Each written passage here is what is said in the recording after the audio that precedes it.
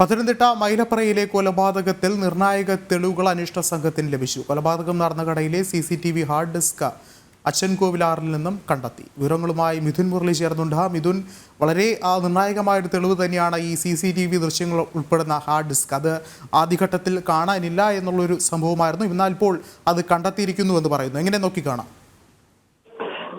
വിഷ്ണു, കൊല നടത്തിയ ദിവസം തന്നെ കൊല കൃത്യം നടത്തിയവർ ഈ CCTV ഹാർഡ് ഡിസ്കും കൊണ്ടുപോയിരുന്നു. തുടർന്ന് ഇത് കണ്ടെത്താനാകാത്തത് അന്വേഷണത്തിൽ തന്നെ വലയ്ക്കുന്ന സാഹചര്യത്തിലേക്ക് കൊണ്ടുപോയി.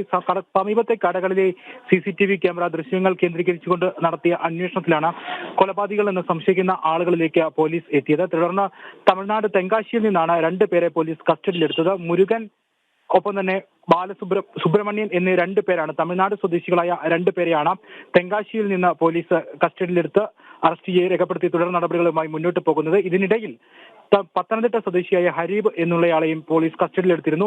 സംഘത്തിൽ 4 പേർ ഉൾപ്പെട്ടിട്ടുണ്ട് എന്നാണ് അന്വേഷണ സംഘത്തിന് ഇതുവരെയുള്ള കണ്ടെത്തൽ.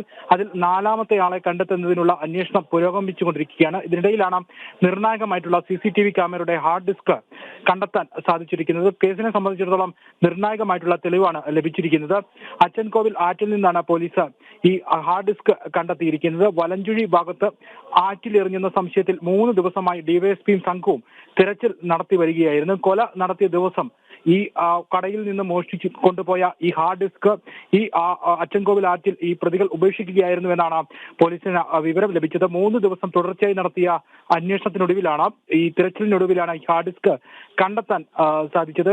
സംഘത്തിൽ 4 പേർ ഉൾപ്പെട്ടിട്ടുണ്ടെന്നാണ് പോലീസ് ഇതുവരെ അനുമാനത്തിൽ എത്തിച്ചേർന്നിരിക്കുന്നത്. 3 പ്രതികൾ, 1ാം പ്രതി ഹരീബ്, 2ാം പ്രതി പത്തനംതിട്ട മൈലപ്പറ കൊലപാതകത്തിലെ നിർണായക തെളിവുകൾ പോലീസിന് ലഭിച്ചിരിക്കുകയാണ്. മിഥുൻ മുരളിയാണ് വിശദമായ റിപ്പോർട്ടുകൾ പങ്കുവച്ചത്.